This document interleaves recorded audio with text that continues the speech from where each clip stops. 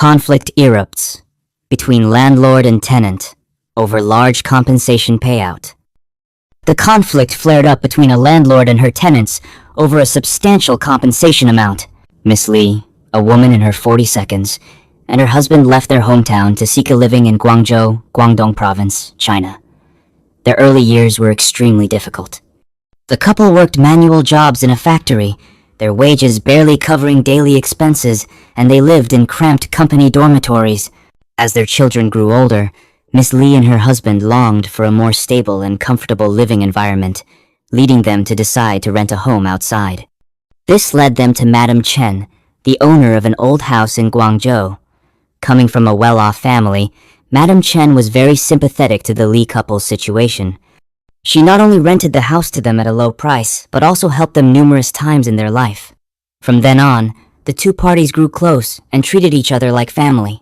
For 15 years, Madame Chen never raised the rent, keeping it at 1,000 RMB per month.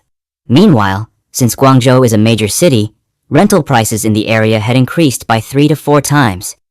Thanks to the stable rent, the Lee couple were able to save money, stabilize their finances, and gradually improve their lives. Because of their good relationship, the Lee couple didn't see the rental as a temporary dwelling but as their true home. When they first moved in, the house was quite old and dilapidated, but they invested time, effort, and money to renovate it, repainting the walls, replacing the roof, and purchasing new furniture and appliances annually.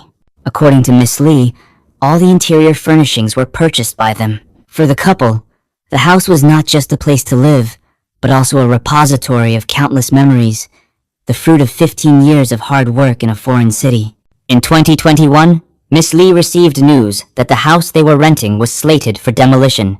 According to the plan, the area would be torn down for an urbanization project, and the homeowners would receive compensation totaling 2.6 million RMB. Upon hearing the news, Miss Lee and her husband were overjoyed, believing their family was entitled to a share of the compensation money. "We have considered this place our home.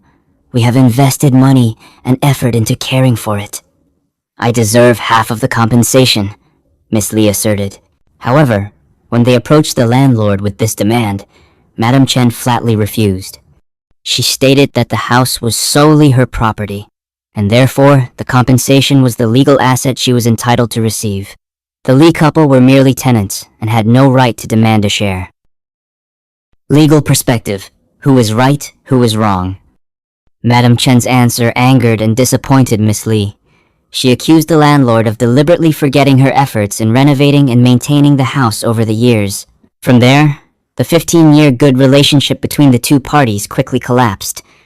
Miss Lee repeatedly sought out Madame Chen to argue, even posting videos on social media to recount the story and call on netizens to speak up for her and demand justice.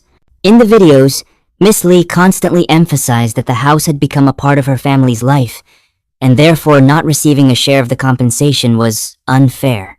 However, the majority of netizens sided with Madame Chen.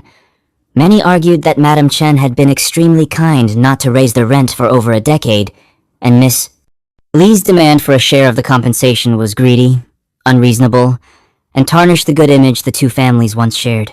Despite the criticism, Miss Lee stood her ground and sought to continue the dispute, even though she had no evidence to prove ownership. According to Chinese legal experts, while the case caused much debate, the law is very clear. First, demolition compensation is determined based on property ownership. The person whose name is on the land use rights and house ownership certificate is the legal recipient of the compensation money. Second, the demolition of the house is considered a case of force majeure, and the landlord has the right to unilaterally terminate the lease agreement without being considered in breach. The landlord can also request the tenant to vacate immediately upon receiving the demolition notice. If the tenant intentionally stays, the action could be considered illegal trespass and dealt with according to regulations. Third, regarding house renovation, if the tenant carried out repairs and upgrades with the landlord's consent, they may be able to demand compensation for the reasonable renovation costs after the demolition. This amount would be negotiated between the two parties or determined by the court. However, the prerequisite is clear evidence of the costs and the owner's explicit approval. Thus, from a legal standpoint, the Lee couple are merely tenants and have no right to demand a share of the compensation. Any demands exceeding the scope of the rental contract are invalid.